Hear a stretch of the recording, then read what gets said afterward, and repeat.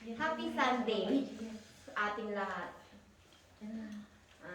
Bago natin simulan ang ating babasahin, simulan muna natin ng pananalangin. Papasalamat muna tayo sa ating Panginoon Diyos Ama. Panginoon Diyos Ama, muli po narito kami para muli namin kayong pasalamatan sa araw na ito na ipinagkaloob mo muli sa amin. At sa mga kapatiran na narito na hinila mo, Panginoon, dinala mo sa iyong tahanan ito na makasama namin.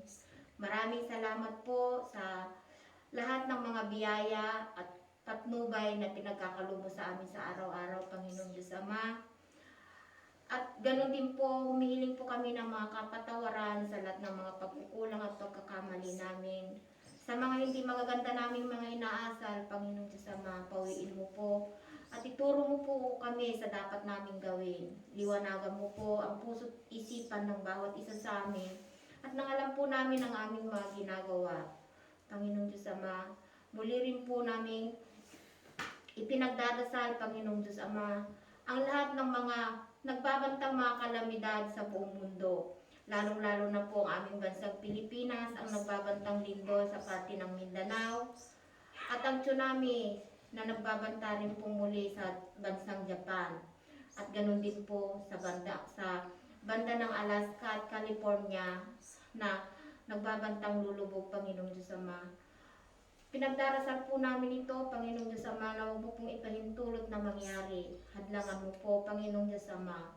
Huwag mo pong pahintulot na maraming mga tao muli ang mawawalan ng buhay at masasalanta.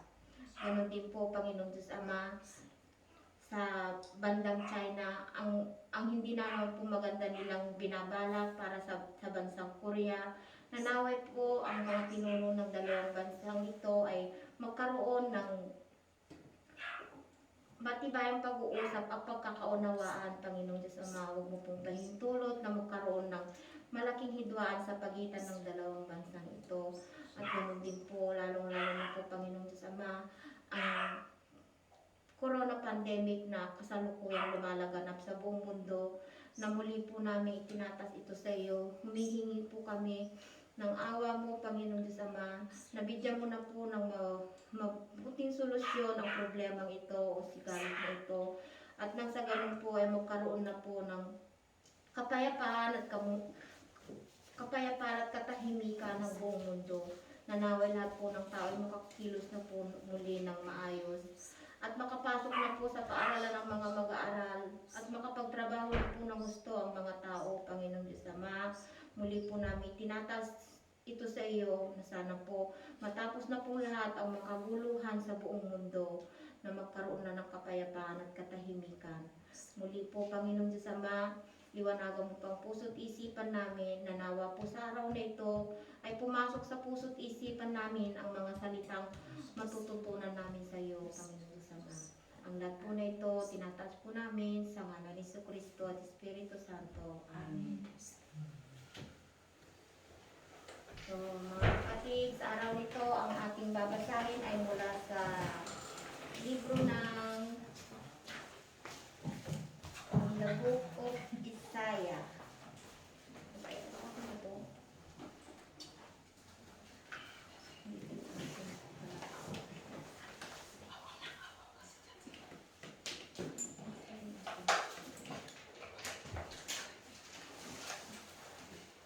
Babasahin ay from the Book of Isaiah, chapter 50, verse 4 to 7.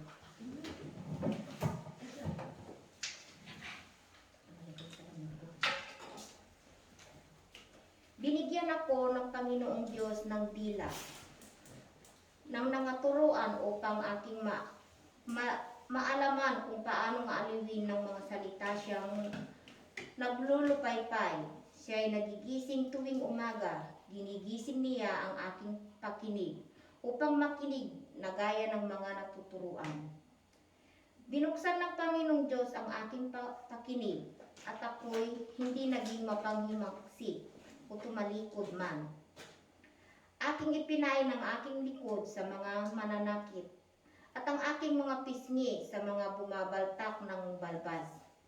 Hindi ko kinubli ang aking mukha sa kahihiyan at sa paglura, sapagkat tutulungan ako ng Panginoong Diyos, kaya't hindi ako nalito. Kaya't inilagay ko ang aking mukha na parang batong pingkian at talastas ko na hindi ako mapapahiya. So ito ang ating salita ng Panginoon na pag-aaralan sa araw na ito, mga kapatid.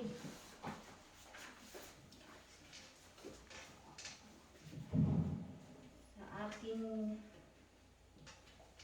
babasahin ko pa ito. Tinuruan na ng makapangyarihang Panginoon si Isaias.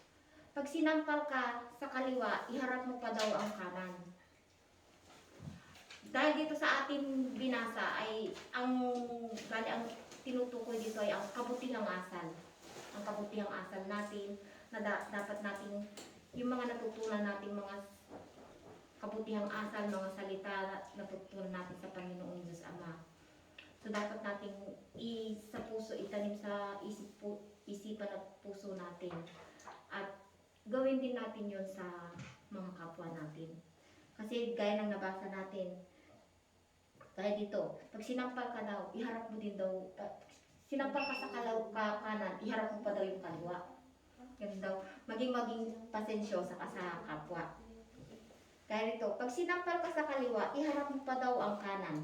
Isipin mo ang taong yun ay isipin mo na lang na ang taong yun, siguro ang taong yun ay may malaking suliranin sa buhay. Kumbaga, gaya ng meron yun akong nabasa sa pinost nila sa na sabing ganyan. Ang mga tao daw na gano'n, kumbaga, punong-puno na ng basura sa katauhan nila.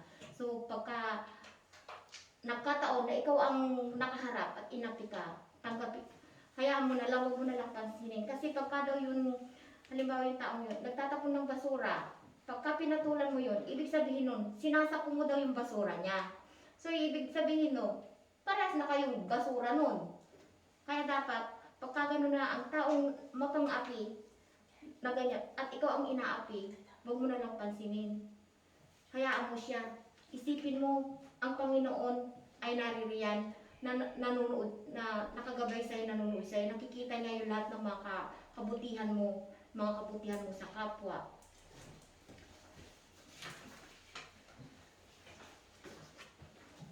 Ito pa, babasahin ko pa muna ito.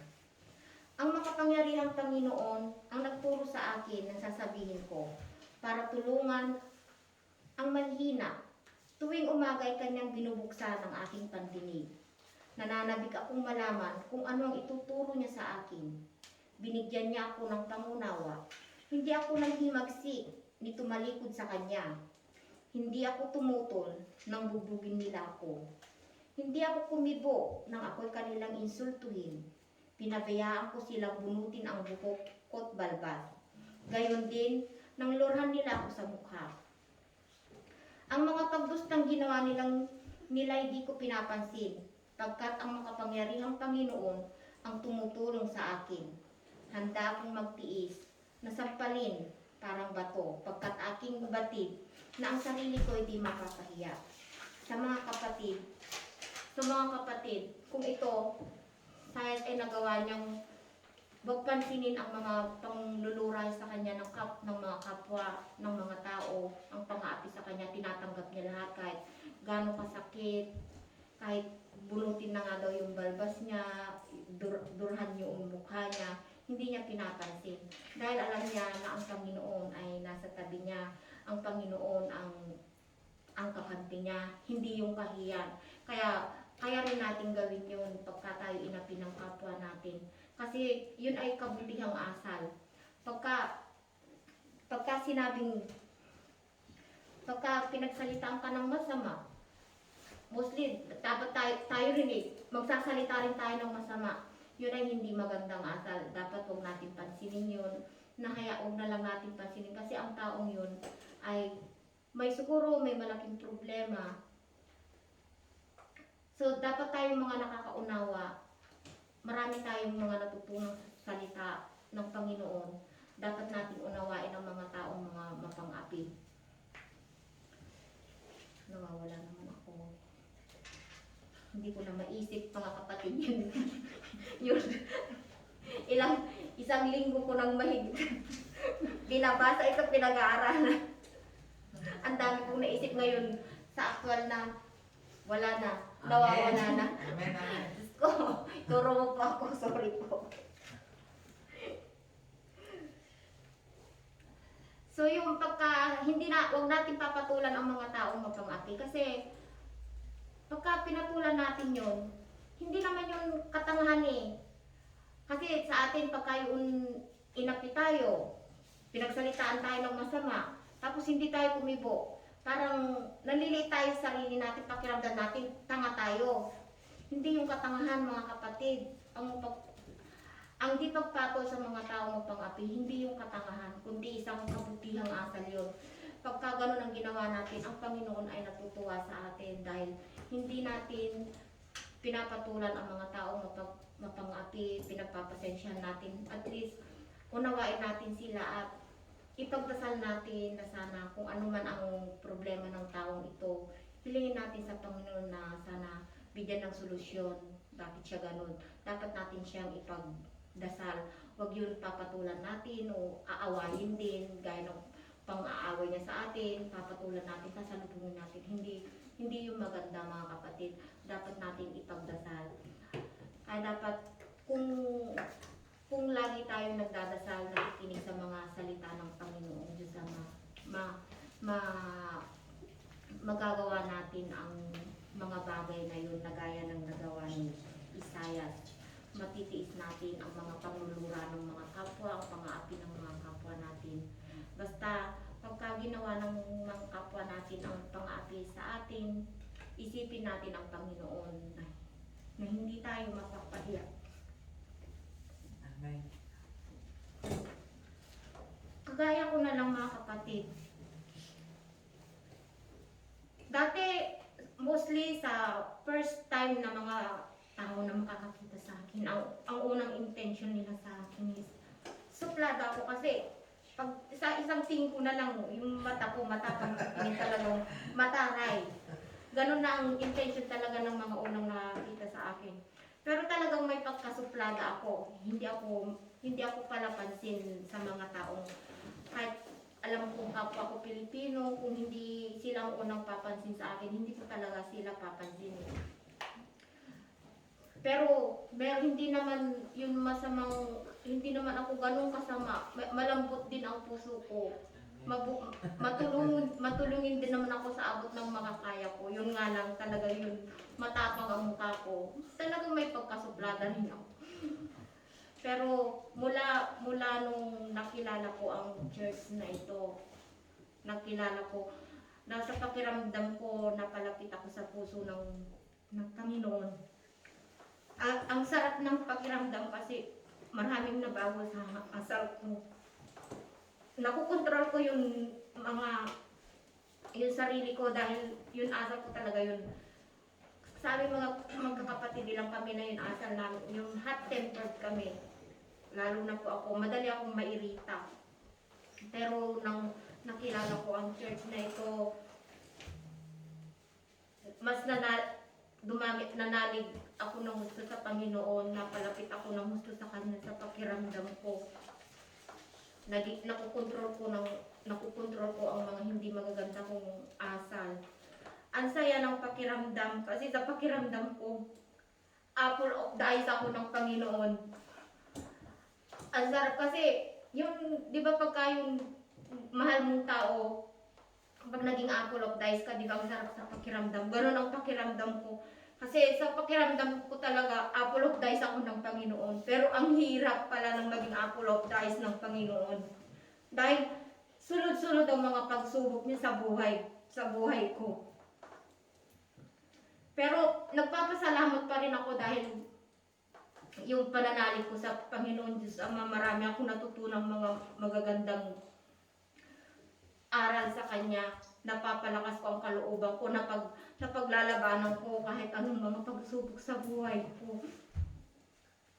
Gaya na lang nito, sa loob ng 3 taon, sunod-sunod ang mga kapatid ko namatay, yearly nawawala sila. Yung kuya ko kahapon lang inilibing. Nung una yung kuya ko ang namatay. Pero bago ang kuya ko, ang pamangkin ko ang namatay. Kaklose kong pamangkin ko.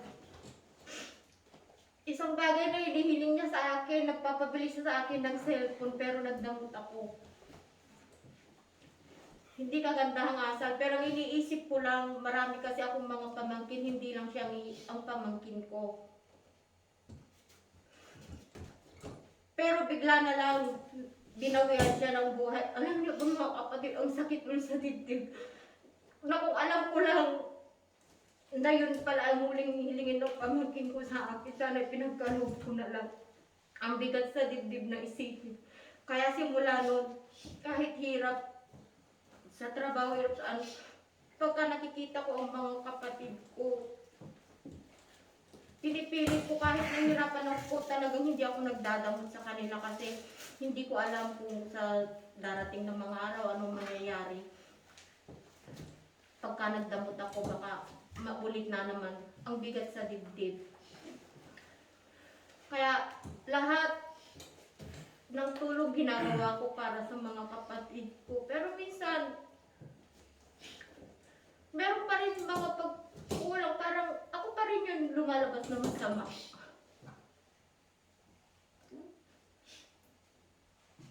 Hinihiling ko lang sa Panginoon na sana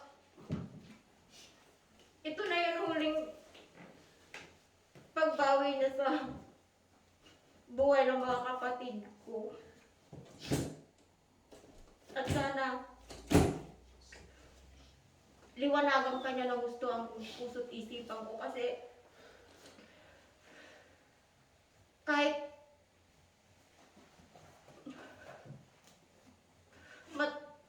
lagi ako nagdarasal sa kanya, pero bakit sabi ko hindi naman yata niya ako mahal. Kasi bakit ganito sunod-sunod ang mga pagsubok niya sa buhay ko?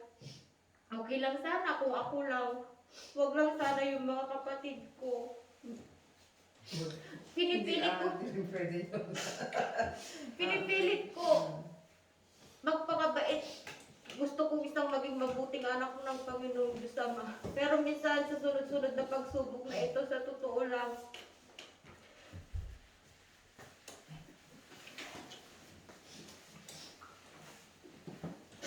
pinanghihinaan ako ng loob. Kaya minsan sabi ko, pinipilit kong isang mabuting anak ng Panginoong Diyos Ama, pero bakit ganitong sunod-sunod na pagsubok?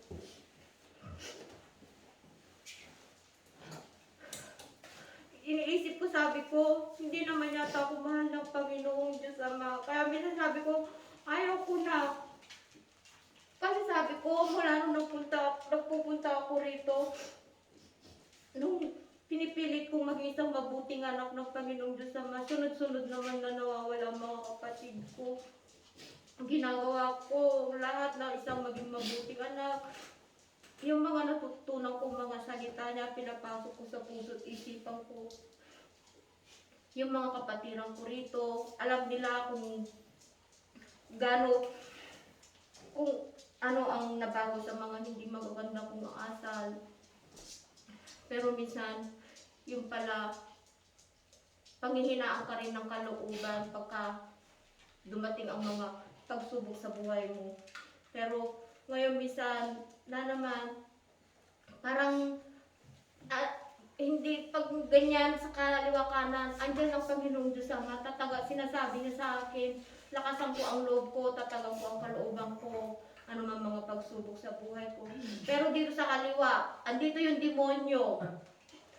Ina-attend niya talaga ako minsan, sabi na huwag ka nang pumunta dyan. Huwag mo nang titingnan yung demonyo para diretso yung ano. Kaya nga parang ganyan ang sa paningin mo sa Diyos. Minsan sabi niya, pero ang Panginoon, parang dyan sabi niya pupunta, pag Sunday sabi, pupunta ba ako sa church? Sa kabila, Parang hindi. Tinatamad ako.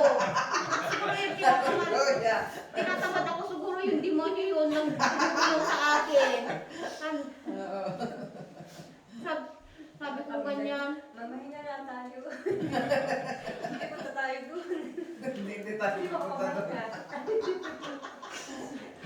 Ang demonyo ang nasaan. Kaya dapat panatilihin natin sa puso't isipan natin ang Panginoon Diyos Amen. Ama. Amen. Kasi ang demonyo siya ang gumagawa ng alibay mo para hindi ka makapunta sa... Para hindi ako makaano.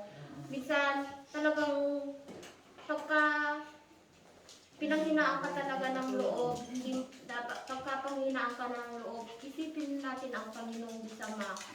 Andyan siya lagi, kahit na pagka sa mga kapatiran, pagka meron tao dyan ng mga nangaapi talaga, isipin mo na ang Panginoon na laging nasa tabi mo. Lalakas ang loob mo. Makakaya mo rin ang mga nagagawa ng mga ibang tao na huwag pansinin ang mga pang-aapi ng iba. Basta sa bawat kilos natin, panatilihin natin na laging ang Panginoon ay narito. Huwag tayong makikinig sa kaliwa natin. Amen. Dahil sa kaliwa, nandito yung demonyo. Talaga nga, iayayain niya tayo sa hindi maganda. Mga kapatid, pasensya na, hindi ko na maisip talaga yung mga mata. Talagang ano dito sa binasa ko.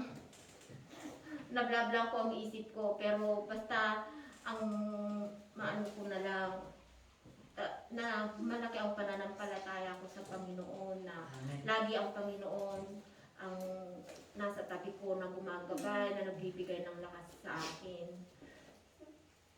At nangangako ako, Panginoon Diyos Ama, na gagawin ko pa pong lahat para mabago lahat ang hindi magaganda kong mga hinaasal. Amen. Ganon din po, Panginoon Diyos Ama, na sana po laging maging maayos na ang kalagayan ng mga kapatid ko, mga karamdaman nila. Magiging pasensyosa po ako. Salamat po.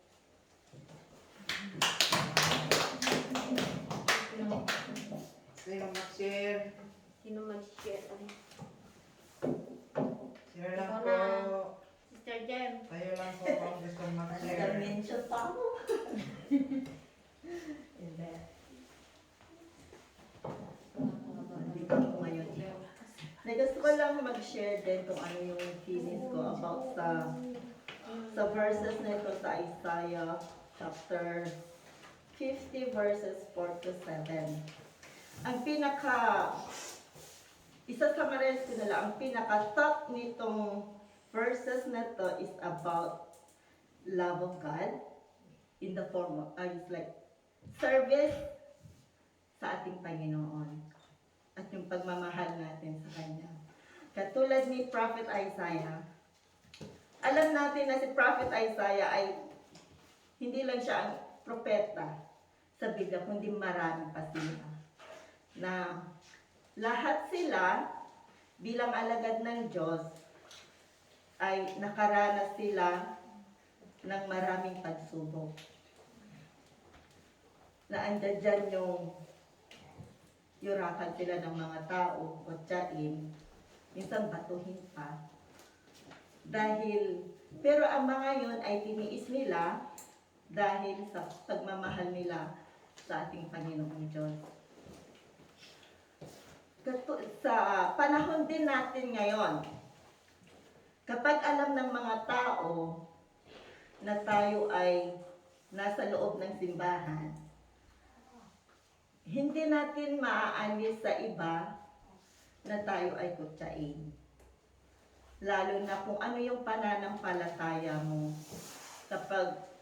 Lalo na pag firm ka sa belief mo at yung pagsiservisyo mo sa Panginoong Diyos. Alam ko na tayo, hindi man tayo well-versed sa mga salita ng Diyos o well-versed sa Bible para maipaliwanag sa mga tao kung ano yung gustong iparating ng ating Panginoong Diyos sa kanila. Katulad ni Prophet Isaiah, sabi niya dito sa chapter 4, "The Lord God had given me the tongue of the learned, that I should know how to speak a word in season. To him that is weary, he wakeneth morning by morning, he wakeneth mine ear to hear as the Lord." Sabi niya dito, Prophet Isaiah was given the gift of tongue. Kumbaga, binayayaan siya ng wisdom para maipaabot niya sa mga tao kung ano yung gustong, lalo na sa mga salita ng Diyos. Gusto niya na i-share yung mga salita ng Diyos sa mga tao sa abot ng kanilang pangunawa. Ng katulad ng mga taong matatalino, kumbaga. At kailangan din na ang nami-mental block ako. Andiyan sa taning. Ayaw niyang iparating kung ano yung gusto kong sabihin. Okay. Kasi minsan, meron tayong mga kaibigan na lalo na kapag sila ay depressed, na kailangan nilang humingi ng payo sa atin. Kung iisipin natin kung paano natin sila i-console sa abot ng kanilang pagkaintindi. Kung paano nila matatanggap yung mensahe na gusto mong i-share sa kanila. Kasi ang pag-share ng mensahe sa mga taong depressed ay hindi basta-basta banat ka na lang ng banat. Kailangan mo ding ilagay yung sarili mo sa kanilang sitwasyon para maramdaman nila yung concern mo. Na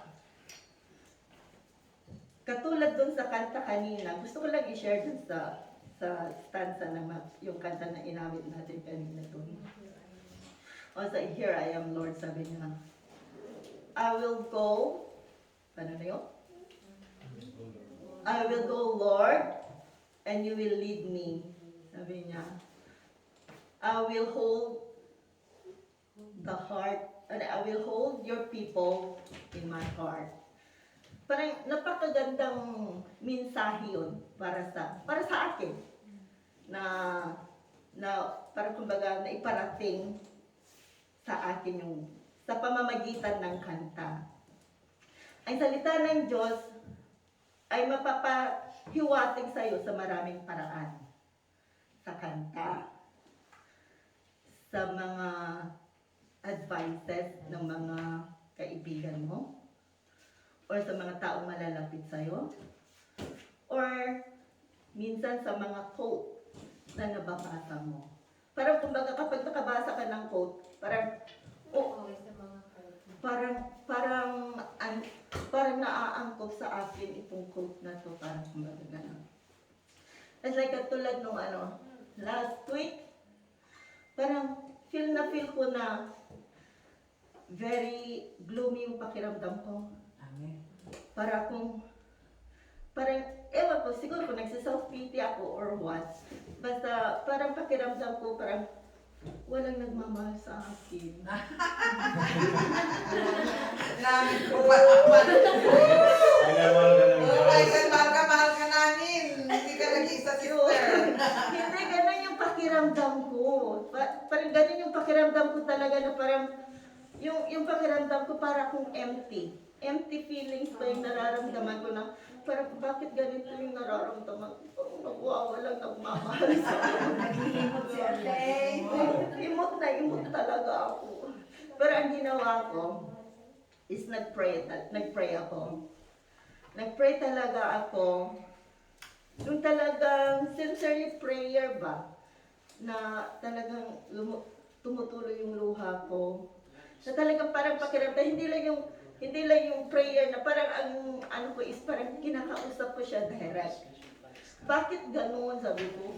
Bakit parang walang nagmamahal sa akin? Ano bang kasalanan ko? Bakit ayaw ng mga tao sa akin? Mga ganun ba? Bakit hindi ko maramdaman yung bakit hindi ko maramdaman yung pagmamahal na gusto kong maramdaman?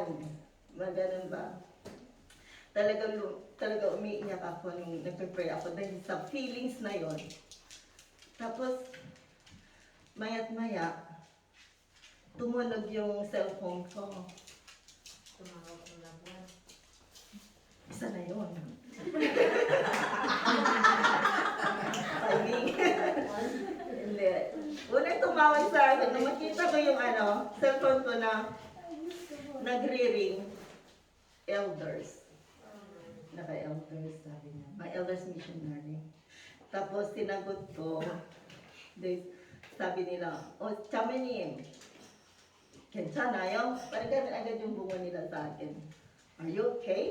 Sabi nila, gumana na ako. Parang naramdaman nila kung ano yung nararamdaman ko yung moment na yon. Tapos, ipinaabot nila yung kanilang pagmamahal, sabi nila. Kutsumajimasa Chamenim, uri, sarangheyo. Okay. Sabi niya. Oo, talagang sinabi yung love na Kumbaga yung mga missionaries ay ginamit ni Heavenly Father para iparating sa akin na mahal ako. Na sabihin, na mayroong magsabi sa akin sabihin sa akin na mahal ako ng Panginoon. Parang kumbaga yung time na yun, parang kumbaga biglang na yung pakiramdam ko. Gumaan na. Gumaan. Oo. Ganun. Tapos isa yung tumawag. Hindi ko na banggitin. Tapos, alam natin, sa buhay natin, ang daming pagsubok na dumarating. Lalo na kapag ang isang kapamilya natin or kaibigan ay mawala sa atin. Yun ang pinakamasakit sa atin. Di ba? Na mawala ng minamahal sa buhay. Pero sabi ng Panginoon, kailangang mangyari yun para magkaroon tayo ng yung full happiness sa buhay. Ibig sabihin, hindi dito, kundi sa kabilang buhay. In the next life. Kasi, hindi naman ibig sabihin na pag nawala na yung pamilya mo dito, hindi mo na sila makakasama sa kabilang buhay. Merong way si Heavenly Father para tayo ay makapag-reunite sa kanila. Para makapiling mo pa rin sa kanila. Sila sa kabilang buhay bilang pamilya. Malalaman natin yon, yung mga kaalaman na yon sa mga salita ng Diyos. Kaya huwag tayo mawalan ng pag-asa. Kung halimbawa man nawala sa atin ang ating minamahal sa buhay, huwag tayong malungkot. Yung namatay huwag yung buhay.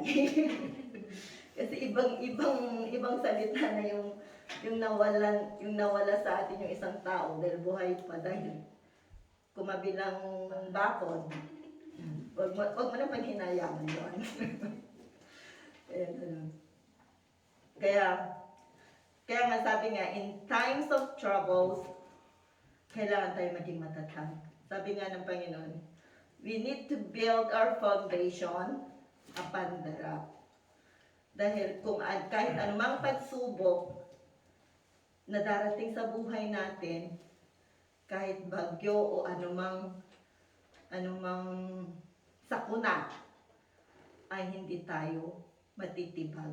Kumbaga yung pananampalataya natin sa Kanya ay maging matibay. Sabi nga niya, don't give up. Don't ever give up. Dahil ang Panginoon binigyan tayo ng pagsubok sa buhay dahil mahal niya tayo. Dahil yun ay kabutihan natin para tayo ay maging matatag. So yun ang isipin natin na kahit na ang daming pagsubok na dumarating sa buhay natin, dapat tayo magpasalamat. Dahil tinutulungan niya tayo kung paano tayo maging malakas at matatag sa buhay natin dito. Para ito yung paraan,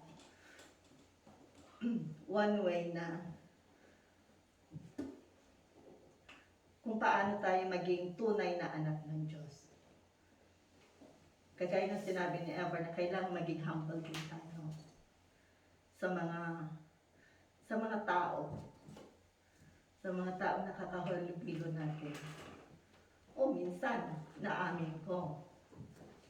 Hindi ako humble. Minsan mataray talaga ako.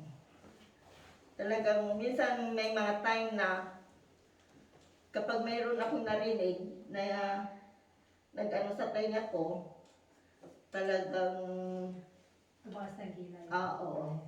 Hindi pwede, hindi yan. Hindi pwedeng.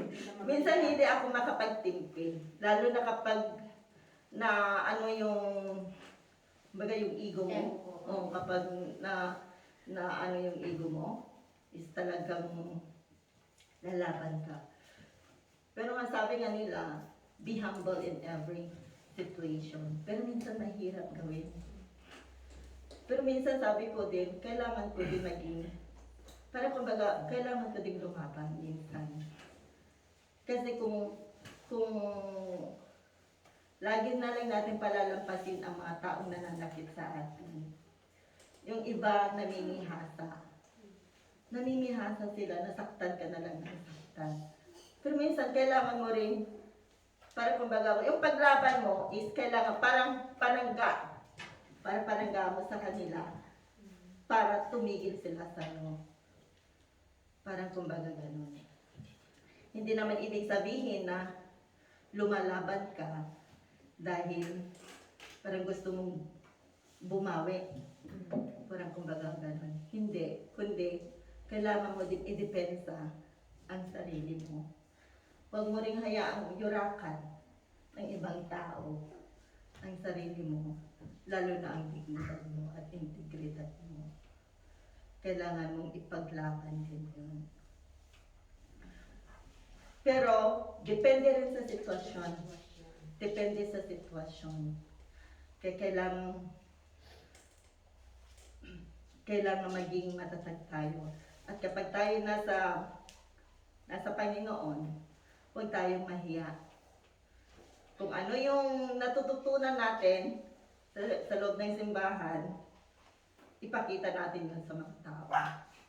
Para sa ganon, masabi nila na ikaw ay anak ng Diyos. Dahil magiging iba ka sa paningin ng tao at iba ka rin sa paningin ng Diyos. Alam ko nang lahat ng mga ito ay totoo. Ito ay iniwan ko sa pangalan ni Kristo. Amen. Amen.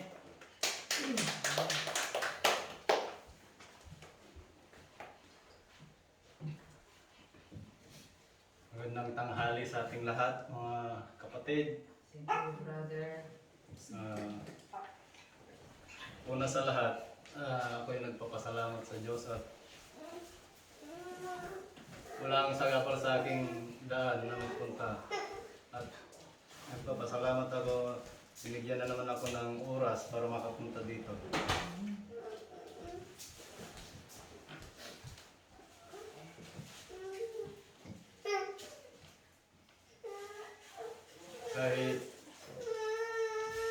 Kahit mahirap ang pagpunta ko, pinilit ko pa rin kahit may sipon, may ubo. Nagmotor lang. Wala ka programa. Wala naman, sister. Kasi sabi ng Diyos, pag wala kang ginagawa, panatiling makapunta sa araw ng kanyang binigay na pagpapahinga na para sa kanya. Kaya ako kahit may trabaho, nagpaalam na lang ako. Nice. Kasi pag unahin natin si God, mas malaki pa yung ibibigay sa atin. Kung yung trabaho unahin natin, wala tayo, kunti lang yung kikitain natin. Kung kay Diyos ang unahin natin, mas malaki yung bibigay niya, ipapalit niya. Amen.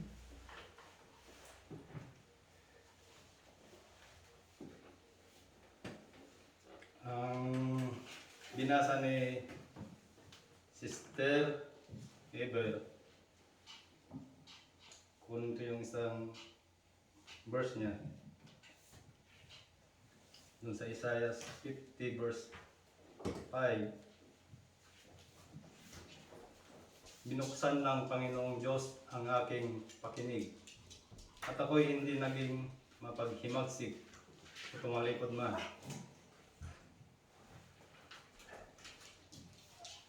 Tayo ay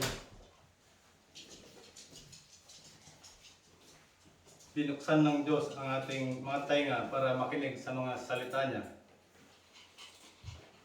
At gawin ito.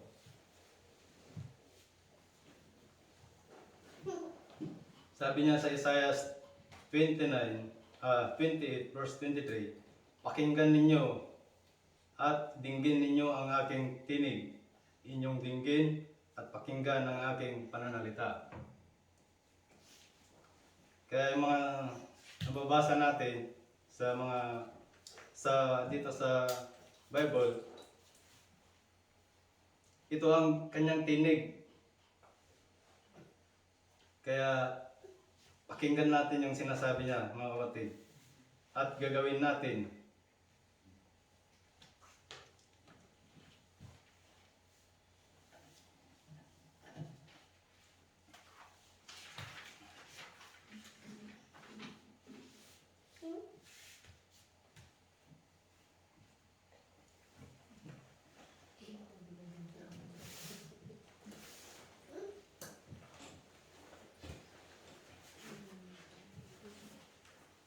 Kung tayo ay tagapakinig lang sa mga salita ng Diyos at di naman natin ginagawa,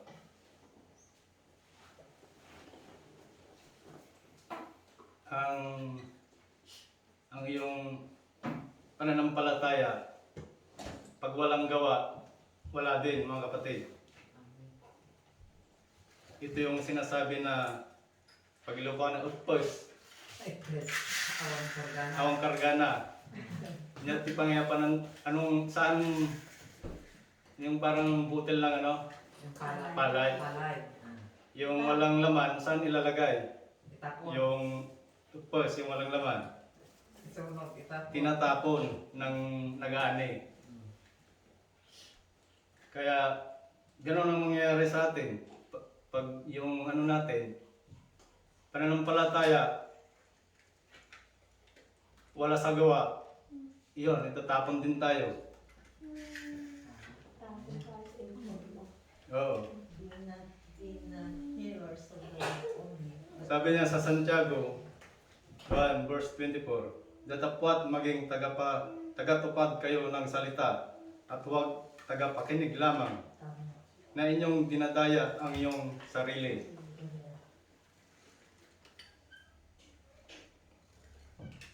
Pag nakikinig lang tayo lagi at di naman ginagawa, dinadaya natin ang sarili natin. Oh, it's like para tayong para tayong nakikinig, pero parang pumapasok dito, labas dyan. Okay. Basta narinig ko salita ng Diyos. Parang gano'n lang ba? Walang Yung gano'n ng tao, pag yung pinakinggan niya, hindi ginawa, nilang Parang ipa, yung ipa. taong maag. Yung sabi. Maag. Ano yung maag kanina yung Ilocano na? Tanga. Tanga. Sabi niya sa 23, Santiago 1:23, sapagkat kung ang sinuman ay tagapakinig ng salita at hindi tagatupad, yung hindi niya ginagawa, ay katulad siya ng isang tao na tinitignan ang kanyang talagang mukha sa salamin. Ganun siya. Yung nagbasa, tapos binaliwala lang, ganito, yung tinignan mo yung sarili mo sa salamin at umalis ka. Wala din.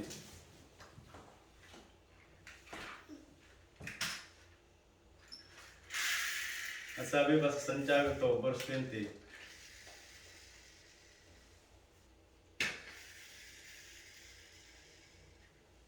Ilocano ba?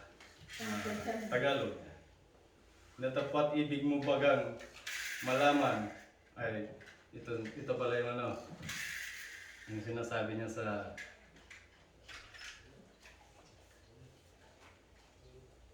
pag tinignan mo yung mukha mo sa salamin.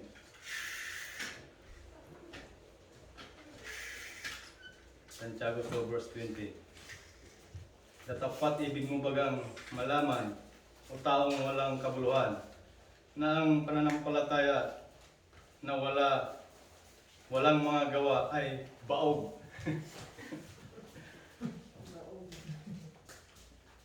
Awante kargana, walang laman yung pananampalataya.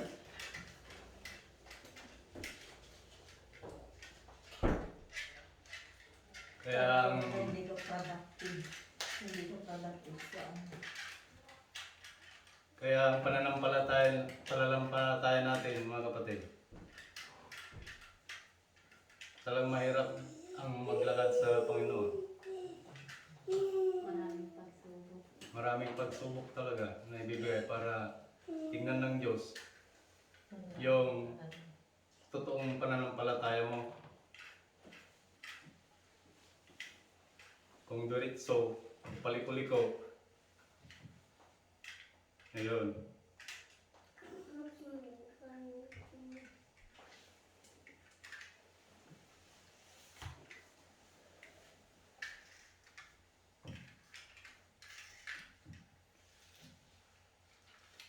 Kaya, yung sabi ni Sis Merlita, Sis Eva, yung pananampalataya hindi diretso yung tingin. Tinitignan mo yung side by side. Kung dadaanan mo pa yung side side, hindi ka makadiretso. Hindi mo makukuha yung mabilisan yung goal mo na gusto mabot. Kung pabalik-balik sa ginagawang mali, lagi kang nag-uumpisa, hindi ka makalagad ng pabante sa Panginoon. Just for one.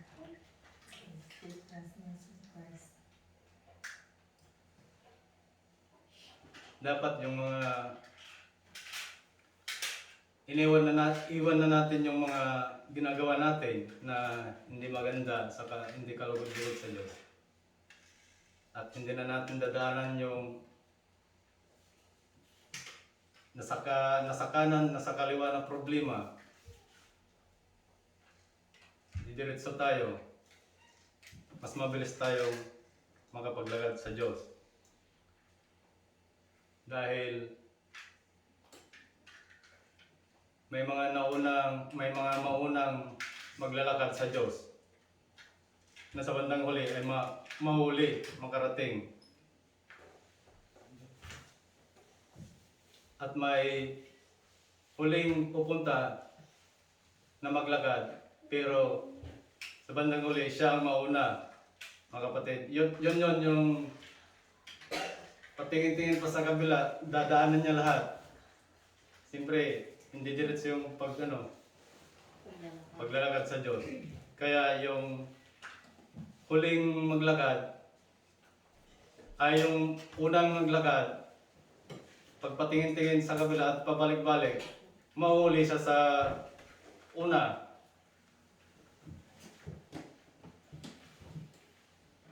Kung kahit uli kang maglakad papunta sa Diyos at diretso yung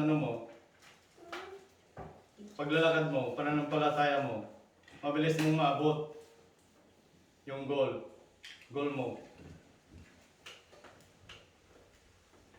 Parang yung ihambing natin sa paligsahan na ano, yung poste na may ano sa taas, may premyo. Para si... Ay, sa diba? Para sa diba? Di ba may grupo-grupo yun ng mga Kaya sa ano? kasamaan. Kung hindi ka kakapit ng maigpit, mahulog ka. Matagal kang makakyat. Kaya pag hindi ka kakapit ng maigpit sa Panginoon, babagsak ka. Amen. Walang mangyayari.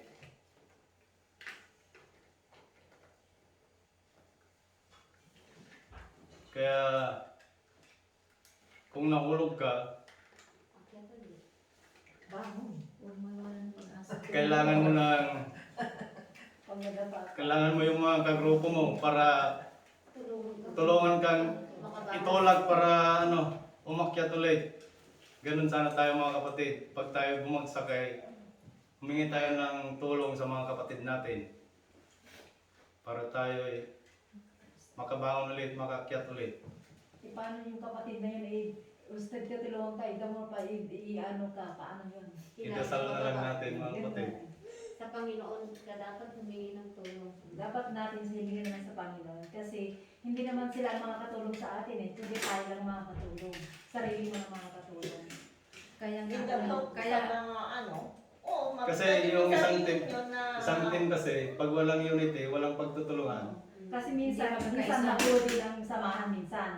Andyan yung ding pride minsan ng bawat isa, hindi na iiwasan. Andyan yung inggit, andyan yung the more na nakikita yung tao lumalakad, the more din na yung tao din, inaano rin, naghahanap din ng alibay yung isang tao para hindi As a magkaintindihan. teamwork, kailangan meron kayong unity. Yun ang dapat sana gawin eh, gawin. Magkakaisa, hindi yun. Oo, Kapag, dapat may kasi pag pagkakaisa. sinabi mong teamwork, talagang iisa lang yung focus nyo. Mm. Hindi yung hindi ibig sabihin na teamwork kayo, para kumbaga, makasarili yung mga ka-team mo, hindi. Kumbaga, kapag ang ka-team mo ay nakikita mo na humihina, kailangan andyan ka pa rin na sumuporta sa Kaya kanila. para manalo kayo. Para manalo kayo. Kung ando doon kung ano yung goal yung dalawa. Kasi Hindi yung na ano mo na yung ano, tapos makikita mo pa yung mga ibang ka-team mo na iba yung kanilang goal.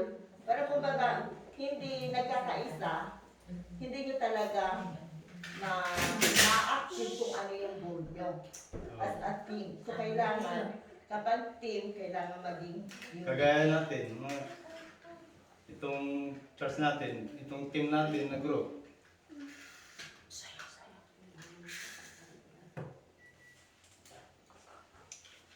Yung nanghihina, yung may nangkapit, dapat magpatulong sa mga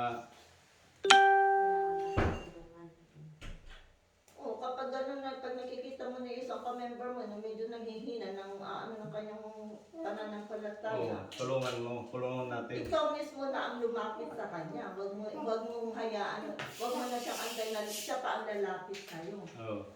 Pero kumbaga gano'n. Kasi pag yung isang team ay nakuha yung premyo sa taas, sila lang nauna, di sila din ang magano. Oo, sila Ang- mabibigay ng lahat. Magbigayan, mag-share. Di ngay soldo mo lati makakuha di premyo. Oo, Yun na. sila rin. Makikinabang. Makikinabang, Oo, tama. makikinabang. Tulad kay Sinugo. Na tayo ay magkaisa para yung blessings na ibibigay ng Diyos, may maibigay ka agad. Tayo din ang makikinabang.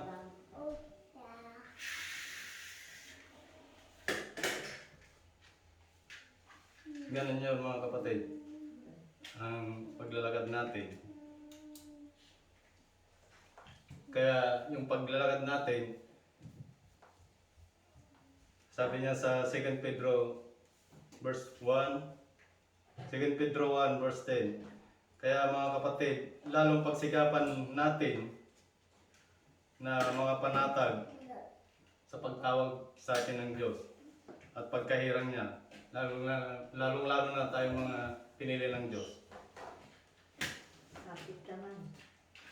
2 Pedro 1 verse 10. Kaya mga kapatid, lalong pagsikapan ninyo na mga panatag kayo sa pagkatawag at pagkirang sa inyo, sapagkat kung gawin ninyo ang mga bagay na ito ay hindi kayo mga titisod kailanman.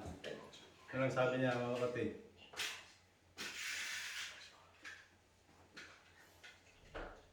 Kaya pagsikapan natin na may panatag natin ating loob sa paggawa at paglalagad sa Kanya mga kapatid. Para hindi tayo kailanman matisod mga kapatid. Yun lang ang may i-share ko mga kapatid. Maraming salamat po. Amen.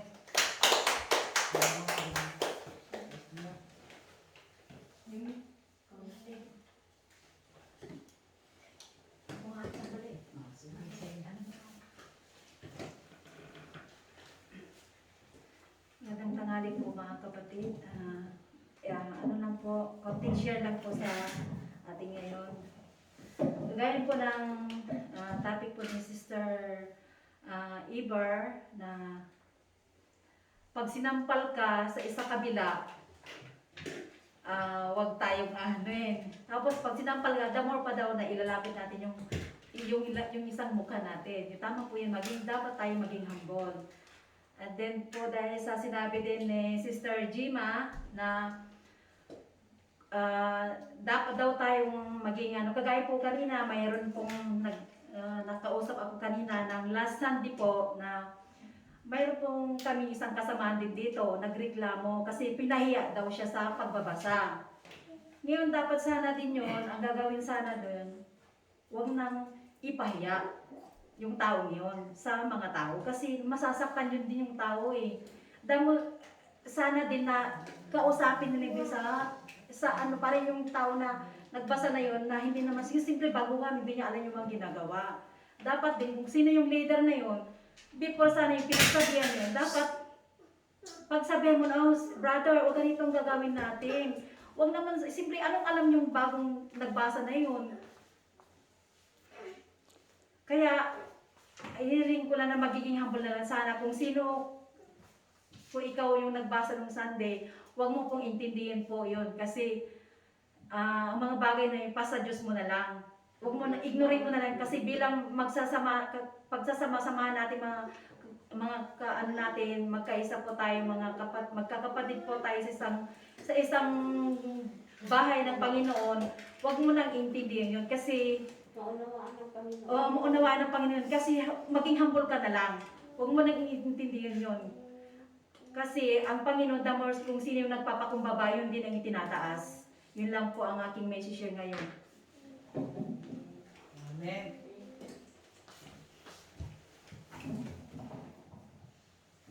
Magandang tanghali sa ating lahat. Have a good, blessed day. And to all watching YouTube po, thank you sa inyong lahat. Napakaganda po ang mga sharing ng mga sisters and brothers. Nakaka-touch pag mayroon tayong napulot sa kanila. Amen po. So, ang pagkaintindi yung kinakwento po sa Isaiah o Isaiah? Isaiah ay kumbaga nagtutulak, nag-aawit ang propeta na si Isaiah, kumbaga ang kanyang pananampalataya din, kung paano niya tinanggap ang Panginoong Diyos ng pagmamahal. So, kasi mostly ang center po ng Bible ay yung kung paano mo tinanggap ang Holy Spirit, yung love mo sa sarili mo, sa kapwa. Yun palagi ang sinasabi kung paano tayo lumalakad ang ating pagbabago at nahanap na natin yung pagtanggap sa kanyang Holy Spirit. Kasi first of all po, ang una nating gawin ay ang tanggapin muna ang Holy Spirit, di ba? Sa akin, Holy Spirit muna ang tinanggap before, yung ang hinahanap muna. Kasi kung wala sa iyo yung presensya ni God, sa iyong espiritu sa pinagkaloob sa atin, wala din yan yung sinasabing mahirap ang maggumawa ng mag-work sa Panginoon. Mahirap talaga kasi sinabi ng mga sisters, especially po yung humble po. Mahirap talaga. Oo. Kasi sinabi na kung mayroon kang pagkakaisa, pagmamahal sa kapwa, kahit yung sinasabi na may limits din yan eh. Hindi naman lahat puro unawa, lalo po mali. Kailangan din itama. Kagaya ng anak bilang sa ina't ama, hindi porke lahat ang anak nasa tama. Hindi naman lahat ang ina at ama ay nasa tama. Hindi. Kasi minsan, walang perfecto. Hindi natin maipe-perfect yung tama. Pero kung tinanggap mo si Jesus sa ating buhay, nandun yung sinasabing lahat magpakumbaba. At kung hindi mo natin gawin, kumbaga yung ginagawa ng ating kapwa, kasi sinasabing, maraming yung sinasabing pride, mahirap din natin alisin yung pride, di ba? Kahit sinasabi natin na nag-walk tayo sa Panginoon, ay mahirap din gawin. Kasi nandun talaga yung pride. Pero nung gawin natin yun, dapat pride ipirito, sabi nila. Pero mahirap pa rin. So mahirap lumakad talaga para sa Panginoon. Pero hindi porket mahirap lumakad, kailangan din natin gawin na tustusan natin. Kailangan din natin na i-sustain yung source of energy, yung power ni God sa ating puso. Hindi porket na ang hirap gawin. Mahirap pumunta sa church. Kasi ang church is the center of the family, yung family, the spirit, yung ano ni God. Kasi kung wala yung church, hindi mo rin, kulang ka rin yung pananampalataya eh. Kaya sinabi ni God sa atin, kaya si God, siya yung the best teacher, siya yung the best advisor, siya po ang lahat ng atin, siya ang the source of all the power of God. Kaya nandun lahat. Kailangan din natin na magpakatatag, magpakatibay. Hindi porket lahat na may pride ka, nandyan na lahat sa iyo, hindi ka na marunong magpatawad. Ano ba, kahit gaano ka man, ano ba yung nasa sitwasyon mo na ngayon, dapat natin, space naman natin yung pag-isip. Kailangan din natin yung itinuro sa atin, lalo na sa salita ng Diyos, sa Bible niya, sa kanyang salita. Sa biblical na ito, kailangan natin na may conjunction tayo na gawin para sa atin, na i-sustain din yung ating yung pananampalataya. Kasi kailangan natin na i-sustain natin talaga yung food ng Panginoon, ang kanyang salita. Kasi ang pag-aaral din natin sa Bible ay kailangan din natin na i-apply. Kagaya po ng ating pag-aaral nung tayo'y yung kinuha mong course. Kailangan din i-apply mo, kailangan din mo aralin, kasi kung hindi mo aralin, lalo po sa mga doktor or mga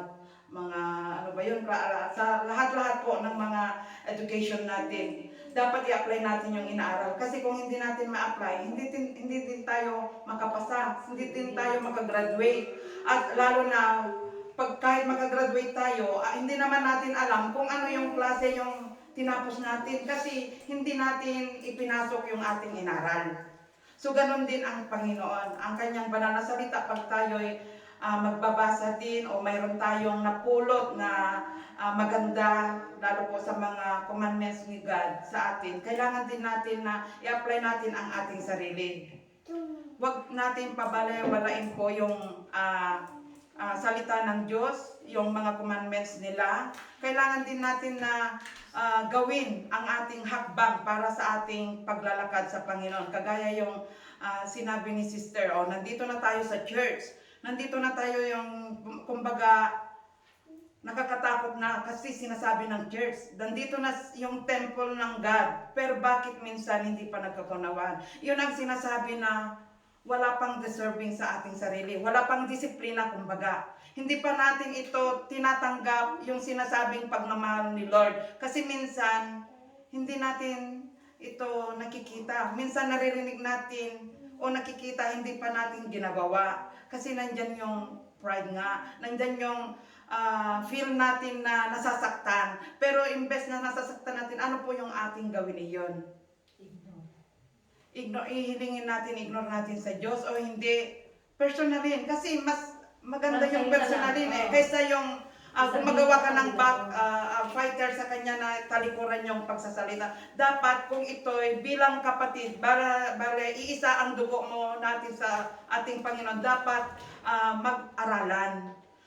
Kaya nga yung pride natin, dapat alisin natin. Pag-aralan natin yung kapwa. Sitahin natin ang kapwa. O sister o brother, hindi ata maganda yung ginawa mo sa akin. Masakita oo. sila na hindi sila yung ma-open. Oo. Hindi sila ma-open, at least personal mo siya. Depende na sa kanya kung ito'y tanggapin niya yung advice mo. Kasi nagsobrahan yung pagsasalita. Hindi niya alam kung ano yung ginawa niya sa iyo o ano yung narinig din sa iyo, nasaktan ka rin. Kung sinita ka rin yung sinaktan mo, dapat yung pakainin mo yung tinapay na malambot. Huwag yung bato ha. yung dapat sabihin natin na sister, hindi ata maganda yung sinabi ko. Kung ito'y nasaktan ka, pasensya na lang, sorry. Next time, yung parang magbabago pa tayo, yung isipin natin, i-analyze natin yung before natin na ilabas ang ating sinasabi. Dapat natin isipin muna. Huwag tayo yung papasok na lang sa intriga na hindi natin alam, especially sa mga friends din. Yung mga panig ng yung group, di ba? Minsan nag-aawayan sila. Bakit nag-aawayan? Kasi wala silang disiplina sa sarili. Wala silang, kumbaga, tinatawag na yung love ni God sa ating puso. Kasi, yung kung may love sa atin ng God, kasi marunong tayo lahat Marunong tayong ma-advisean ng ating sarili. Kaya nga ang Panginoon, tinuturoan po tayo, especially sa mga commandments niya, na siya yung nagpro-provide sa atin na dapat ito aralin, gawin. Huwag tayong yung basta na lang kaya mo na ay susugod ka na. Hindi, kailangan natin yung i-control natin ang ating sarili. I-control, and most of all yung bagay i-ignore natin. Kung talagang hindi mo na kaya, yun na ang sinasabing tapatin. Kung tinapat mo na at hindi pa narinig, ito na yung idasal.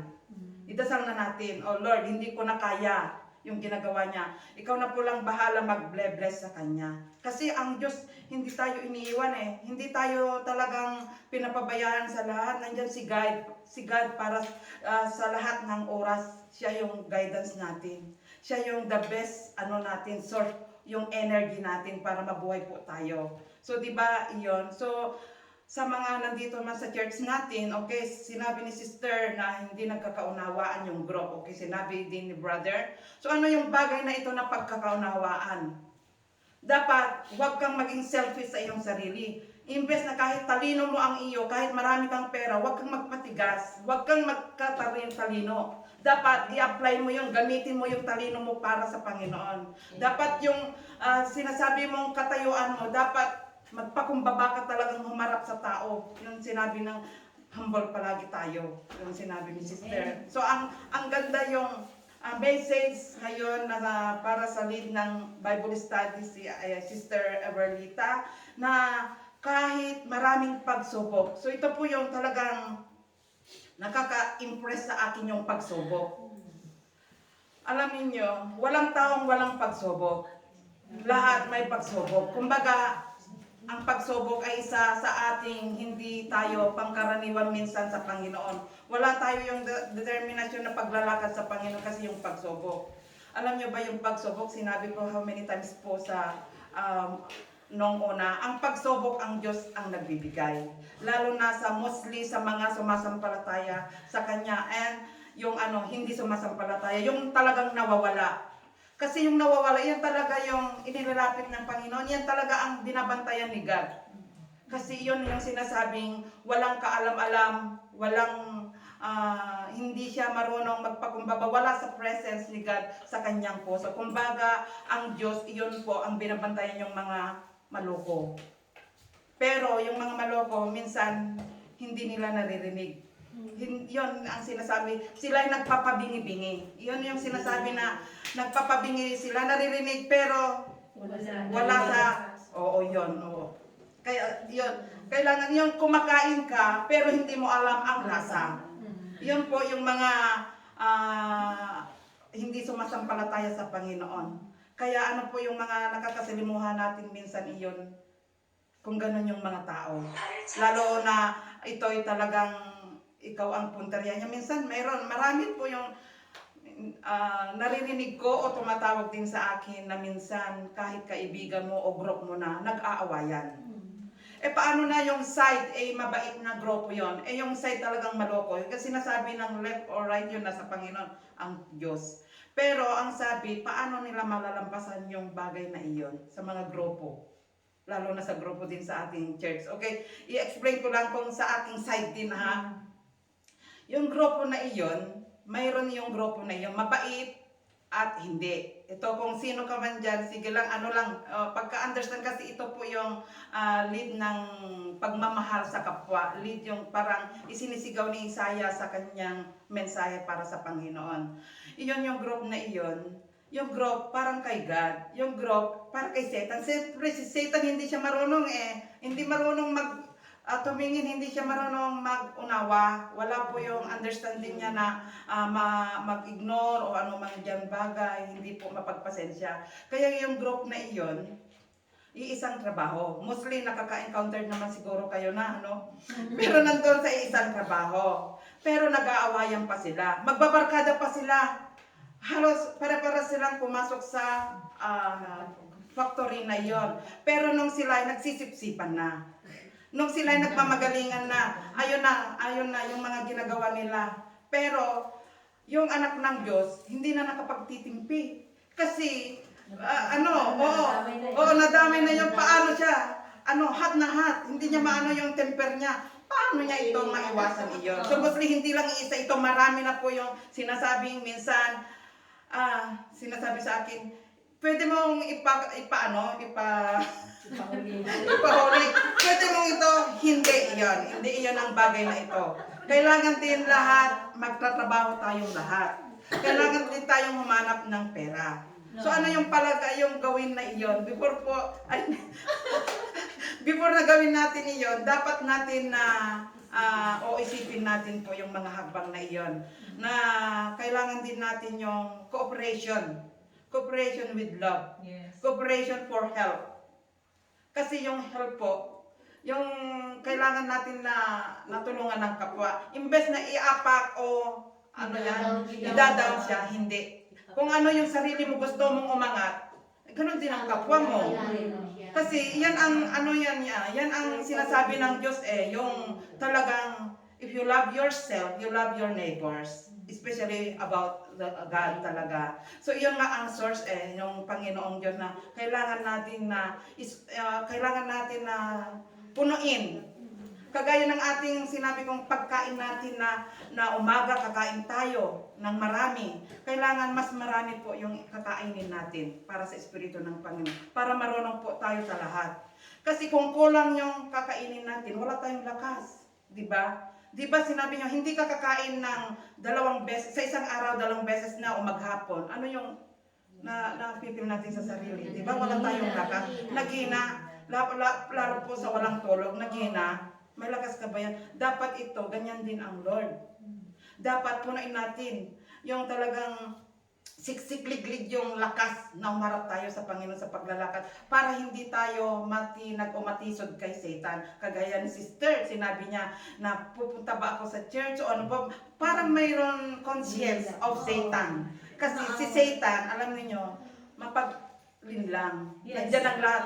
And in every minute, kagaya din ni God, nandyan din ang God. So nandyan lang silang dalawa Kaya si Lord, kung tinatanggap mo siya, hindi ka malilinlang kung talagang strong ka, kung nandito yung napakalaki na kagaya ng earth and heaven, di ba? Kung nandyan ang Panginoon, hindi ka matitisod. Kasi na-experience natin yung mga pagsubok na marami about love, about yung how to gain yung how to be success din, di ba? Kung paano ka rin marating mo rin yung buhay mo. Di ba? Ang dami yung mga bagay na pagsubok sa atin. Kaya dapat natin, kung nandyan yung si Satan sa atin, iwasan. Huwag natin, alam na natin na hindi Satan. Hindi ka dapat ito magtatagumpay. Yun. Kung yung mga pagsubok sa iyo kagaya ganyan, i-share ko lang na Sister Weng. Okay. Si Sister Weng, noon siya, nung first time niya po na umattend dito, gusto niya akong sampalin. Nasa bungad pa lang. Oo, gusto niya akong sampalin. Wala siya ng, out of mind siya eh. Kumbaga, kasi minsan, the work of Satan, mampalin lang, di ba? Mayroon yung spirit din ni Satan na lumilin lang sa atin. Kasi minsan, minsan yung Satan sa atin. Kagaya, kumbaga, ang pagbungad si sister, ay, gusto kong sampalin si ate. Ako ba? Kasi hindi pa niya ako nakilala ng mukha. Hindi pa ako nakilala ng mukha. So that means, papalapit na siya sa house of God. Kasi papalapit na siya. Alam niyang mayroon siyang Diyos, pero wala siya yung determination pa. Wala pa yon, hindi pa pospos. Yun ang sinasabi natin, wala pa pospos. Pero nang pagpasok niya dito, pero ang ano ko rin dito, nasa loob. Alam kong na minsan out of mind siya din. Kasi minsan wala tayong balance sa ating isipan, di ba? Nalilito tayo minsan, yun, lalo na sa mga pagsubok, yun. Kaya si sister, nung first time niya talaga dito, gusto niya akong sampalin. Pero nung pagpasok dito sa pintuan, parang nagbago yung isipan. Bakit? Kasi ang Panginoon, once na nahanap natin, nagagalak ang Diyos sa atin. Di ba? Once na pumapasok ka na sa kingdom ng templo ko. Kung baga iyon na po yung umpisa ng presensya ng God upang makatanggap o makaisip. So iyan po yung mga bagay po ito na ang mga pagsubok ng Panginoon talagang hanapin din natin. Hanapin yung tamang paraan, tamang solution ng lahat. Huwag tayo yung matisod. Huwag tayong manatili kung tayo dapat bumangon tayo. Gawa man ng friends diyan. Personalin. Yung advice ko lang sa mga taong mga nag-aaway-away, kailangan din na harapin na lang. It's better po na, kasi kung yung kinikimkim mo iyan, nagsasuffer ka rin ng problema mo sa buhay. Oo, lalo kang nabuburing din sa buhay mo. Kasi kulang yan eh. Hindi ka marunong mapagpatawad. Hindi ka marunong, yung maparangya. Kaya kailangan din natin na ang ating puso buksan. Dapat nating papasokin first yung presence, yung love ni God sa ating puso. Para sa lahat ng bagay, fresh na fresh ang pakiramdam, giginawa. Sa akin, hindi ko talagang, ito yung talagang pasalamat ko kay God. Talagang noon, talagang malupot talagang akong tao. I'm the strong woman talaga. Kahit anong patalim dyan, sige lang. Pero God's have plans for us talaga, especially how to be walk para sa Kanya. Kasi may plano ng Panginoon talaga sa atin na kung tayo ay tumanggap sa Kanya. Kaya ngayon, kahit anong away, kahit anong naramdaman ko, kahit anong gawin, kahit anong nakikita ko, pero hindi na ako nabubulag. Mulat na mulat ang aking mata, mulat na mulat ang aking puso para sa pagpatawad, para sa aking mga naririnig. Kasi minsan marami din akong naririnig eh. Kasi minsan, hindi ko naman ito na ipapalagay na ito ay instrumento lang naman tayo lahat, di ba? Nahanap na natin kumbaga yung liwanag. Lalo na pag tinanggap mo si Jesus sa iyong puso, andun na talaga yung nagniningning na pinagkaloob sa atin. Na ito yung talagang i-shout ko talaga sa aking pasasalamat. Even though na hindi ako para sa ako sa inyo, nagpapagaling o ano man dyan, pero God knows how I am right now. Kasi marunong na, kahit anong naririnig ko ang sabi iyan, huwag kayong maniwala doon. Hindi ko naman ito lang ang aking kasagutan sa lahat po ng naririnig o nanonood po ngayon. Isa ka man sa mga nagda-down sa akin, hindi ko sinasabi na I'm proud sa inyo. Wala ako yon. I'm very humble din. Kasi kung mayroon ako, isi-share ko rin sa lahat kung kaya ko. Pero I'm proud to be yung son of God. Yes. Kasi marunong na, wala na yung galit ko as in. Hindi na ako marunong magalitin o kahit anuhin ako ng mga matitigas na bato. Parang na ako yun, yung matigas na ang aking sarili. Oo. Kahit ang conscience ko, nandyan yung Satan. Siyempre, okay, sabihin ko sa iyo, sige, ang puso natin mapagmahal. Siyempre, nagmahal ako ng isang tao, yung isang lalaki.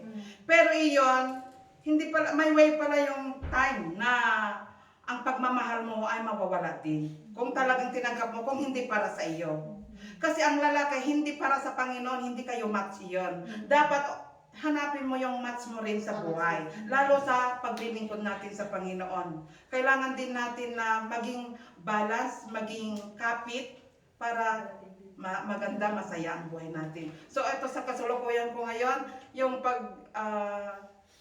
siyempre, hindi nyo maikubli yan yung na-in love, di ba? Pero sa right now, hindi na ako na-in love. Ngayon na-in love na ako kay God. Yes. Kasi nakalimutan ko na yan. Wala na yung mga yan kasi hindi para sa iyo. So, waiting sa mga single din dyan, sa mga may asawa din, sa mga yung mga buhay natin, huwag mawalan ng pag-asa. Ito lang yung aking i-share sa inyo. Pag tinanggap mo si Jesus, talagang mapayapa ang iyong katauhan. Wala yung galit at puot. Talagang ang gaan, ang saya ng if you awake in the morning talaga, yung talagang ang iyong yung nararamdaman, parang ang gaan, wala kang iniisip. Kasi kung talagang tinanggap mo na yan, lahat ibigay mo na lahat sa Panginoon. Kaya mga kasister, I hope na ang lahat ng inyong narinig, sa mga sister and brothers din, sa mga nanood din sa kapamilya natin dito, kubo na ginawa, I hope na nandyan yung basbas din ng presence ni God para sa inyo na tanggapin natin. Hindi na yung hintayin natin pa yung isang bukas o ikalawang bukas kasi ang buhay natin ay hindi magtatagal. Pansamantala lang tayo na nagtour sa heaven and earth dito. At nakita na natin ang liwanag. Ngayon, nakita na natin kung ano yung nakita natin pagtour dito. Alam natin dapat yung pagtour natin dito ay yung kalikasan ng ipinagkaloob sa atin ng Diyos. Nakita na natin na nandito na tayo ngayon ay dapat din natin, huwag natin itong sirain. Especially po sa ating yung templo ni God, kasi temple by temple ni God, spirit to spirit, one unite to our Jesus. Iisa po yung yung dugo natin lahat para sa Panginoon. So babalik tayo ulit sa Panginoon. Kung ikay tumanggap sa Panginoon at gumawa. Babalik ka sa Panginoon kung ikay kaya mo, nakita mo sa sarili mo, kung nagpakatotoo ka, kung ikay nagbago ka, kung ito'y pinuspos mo yung presensya mo ni God sa iyong katauhan, yung templo niya. So yan po lang po, makikita natin ang liwanag pag tayo'y magbago. Huwag natin sabihin na sa bunganga nating namumutawi, especially po sa sabi ni Sister Gemma, sa loob din ng church sa mga natin, kailangan din natin na we are the image of God. We are the image of friends, people, ganon. Kailangan din natin na yung bagay na iyon ay huwag tayong kahit pangit o maganda, mayaman, marami ka man dyan o nandyan na lahat sa iyo, huwag kang magpapataas sa iyong sarili. Kasi yun nga din ang sabi ni Sister, darating ang time, ang Diyos ang magtataas sa iyo. So be humble always. Don't be not yung stubborn yung mga bagay sa kapwa, mapagmahal tayo. So ito lang po mga sisters and brothers. Salamat sa inyo. So hello po sa inyo sister. Tumayo na tayo at i-end na natin.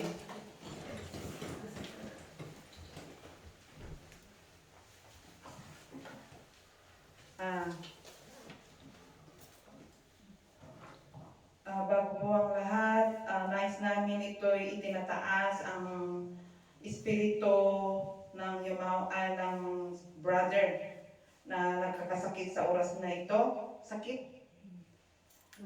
Maluba. Yes, Lord God. Yes, Father, bago po ang lahat, Ama, nais namin, Panginoon, na buksan mo muna ang aming puso at isipan ng ang tapos na po ang aming Bible study, Lord. I hope, Lord God, na sa lahat po ng mga nakakarinig at nandito po sa iyong templo ay nabubuksan ang aming puso at paglakad sa iyo, Father. Unawain mo po kami sa iyong banal mong Espiritu, God, na ikaw po ang manahan sa aming puso. Ikaw po ang kumikilos sa lahat po ng aming buhay. Kaya, O Diyos, kami magpapasalamat po sa iyo, sa iyong pagkaloob mo sa amin, Lord God, dahil pinupuspos mo kami sa iyong kapangyarihan. Nanaway, Lord, ipagkalooban mo po kami ng masiglang banal, Father, sa aming puso. Ang pagmamahal na nasa aming puso ay may apply din namin, Panginoon, sa aming sarili, sa kapwa, at lalo po sa iyo, Father God. Kaya nais namin humingi, bago po ang lahat, Lord, humihingi po kami ng kapatawaran, Ama, sa aming nagawang kasalanan, O Diyos. Dahil alam namin, Panginoon, na mahina po kami. Minsan, nagkukunwari kami. Minsan, nagsisinungaling kami, O Diyos. Alam namin, Lord, na hindi namin maikubli, hindi namin maitago sa lahat, Father, sa iyo, Lord. Sa iyo po ang lahat para ito'y nakikita mo, Panginoon. Kaya ang lahat ng itong nakikita mo sa amin, O Diyos, patawad, Panginoon, dahil minsan hindi namin alam ang ginagawa. Naway ipagkalooban mo kami ng malinis na puso na humarap po sa kapwa, Panginoong Diyos, at sa iyo, Father God. Lord, kailangan din namin, Panginoon, ng tatag, sigla, puspos, Lord, ng Espiritu Santo mo, na ito po yung aming ilagay sa aming puso. Na ito po ang ilagay namin sa Espiritu na pinagkaloob mo sa amin. Lord, huwag mo po kaming pababayaan sa lahat. Panginoong Diyos, naway paglooban mo kami ng kalakasan sa lahat po ng aming ipinagkaloob mo na buhay dito sa lupa. Bigyan mo kami, Panginoong Diyos, ng determinasyon, Lord, ng sakripisyo na humarap po sa iyo sa lahat, Father God, upang kami makasama ka namin sa iyong kinalalagyan. Ama, i-bless mo rin, Panginoong Diyos, ang aming kapatid na itinataas ngayon, si Jose Yossi. Ano man po ang kanyang kalagayan, O Lord, ano man po, Panginoon, ang kanyang paghihina, Ama, ikaw po yung the best, Lord, na nagbibigay sa amin ng lakas. I-sustain mo po siya, Panginoon, ng pagbabasbas sa iyong banal mong kalakasan para bigyan mo ulit ng pagbabagong buhay, pagbabagong manatili na makita niya pa, Panginoon, ang liwanag sa kanyang buhay, at ito'y babasbasan mo rin, Panginoon, na mawala na po ang kanyang sakit na ito, Father God. Alam namin, Lord, na ang iyong kamay ay mapaghimala. Lord, nakikita mo ang lahat, O Diyos. Kaya, Ama, ibasbas mo lahat sa lahat din ng mga taong sa sanlibutan ito, Father God. Sa mga naghihina, ito, Lord, patayuin mo po sila sa kanilang kinalalagyan. Bigyan mo po sila ng dugtong ng buhay, O God. Ganon din sa amin, O Lord. Especially po sa iyong church na ito, Ama. Lord, manahan ka dito, Father, sa lahat po ng mga sister and brothers po ng mga pumupunta dito. Lord, i-bless mo po sila, Ama. Ganon din sa amin ng mga staff po na kami bigyan mo ng pagkakaisa. Naway, Lord, alisin mo po, Panginoon, yung sinasabing, Lord, na pride. Bigyan mo po kami ng humble, Lord, na marunong po, na kagaya po, kung ikay tatawagin namin, Panginoon, ang magpakumbaba. Ito i-apply namin para sa iyong templo, Lord. Kami magkaisa, O Diyos. At linawagin mo, Panginoon, sa mga lahat ng may problema, sa mga mabibigat po, sa amanda ko maparoon po ang makakarinig po ito. Lord, i-bless mo rin sila, Panginoong Diyos, na bigyan mo, Lord, ng bagong kalakasan, bagong liwanag ng isipan, O Diyos. Ikaw sana, ikaw, Lord, ang tanggapin na masusumpungan, kagaya din namin, Lord, bilang paghanap namin sa iyo, bilang pagpili mo sa amin. Nandito kami, O Diyos, kahit mahirap man ang lumakad, Panginoon, pero ginagawa pa rin namin, Lord, na sabihin namin sa aming sarili, Lord, patawad, Lord, salamat. Lord, liwanagin mo ang aming isipan. Kaya ang lahat ng ito, Panginoong Diyos, kami magkaisa, Lord, na mag-worship sa iyo, Ama. Lord, i-bless mo po ang lahat, Panginoon, ng mga prediction, Father, na ang iyong prediction na ito, Lord, ay alam ko po na ang tinig mong salita ay nabubuhay. Ipinapakita mo, O Diyos, ipinalalarawan mo, Panginoon, ang lahat ng mga instrumento sa nakikita namin ay mayroong kahulugan. Kaya, Lord, itinadalangin namin, Panginoon, ang mga sanhi ng salot ng sanlibutan na ito, Lord, na magkaisa kaming lahat, O Diyos, ng mga anak mo na sumamba po sa iyo, na sabihin namin, Panginoon, nagpupuri kami sa iyo, O Diyos. Kaya ang lahat ng ito ng salita mo, Lord, pagkalooban mo po kaming lahat, Panginoon, ng pananampalataya. At ang mga salot na ito, inaangkin namin, Lord, na matapos na po ito sa hirap, Lord, na ito at ibalik mo na po sa normal, Panginoon. At Lord, idinadalangin din namin ang mga kapatid na yumao nang namatay, ang tatay si Oliver, Father God, ang kapatid ni Ever, ang mga sister namin dito, Lord. Itinataas namin sila, Panginoon, nang sila'y nabubuhay. Father, buksan mo ang kanilang pinto, patawarin mo po sila sa mga nagawa nilang kasalanan. Lord, at iiwan mo sila, Panginoong Diyos, ng light of yung help po sa kanilang pamilya, na sila'y maging matatag, na sila'y maging mapuspos ang banal mong salita at matagumpay, Father. Lord, ang lahat ng ito, sa mga imahe namin lahat po, ng mga ancestor po na ito, i-bless mo po sila lahat, Lord, na sila'y hindi na po sila nagpapahirap kung saan man sila panaroroon. Ama, lahat kami sumasampalataya sa oras po na ito. Salamat, Panginoong Diyos, sa ipinagkaloob mo ng mensahe na ito na sa Isaiah, Lord. Ang Isaiah po ng salita po na ito ay inaangkin namin po ang words na ito para sa ilalakas namin, Lord, sa aming araw sa iyo at sa pag-alis namin dito, Father God, at saan kami maparoon, Lord, ang mga salita mo ay nandito sa amin at ang iyong pagmamahal mo ay nandito pa rin sa amin na mananatili. Ito lang po ang aming itinadalangin po sa oras na ito. Salamat, Panginoon, sa church mo, sa pag-fellowship namin, sa lahat ng sister and brothers, Lord, especially po the newcomers from ito'y sila'y panatilihin mo po sila, Panginoong Diyos, na ikulong sa iyong koral, Father, dahil ang koral mo ay dito po na ang nakikita po yung siksik-liklik at umaapaw, Ama. So salamat po sa lahat, Lord. Ito po ang aming dinadalangin. In Jesus' name, Amen.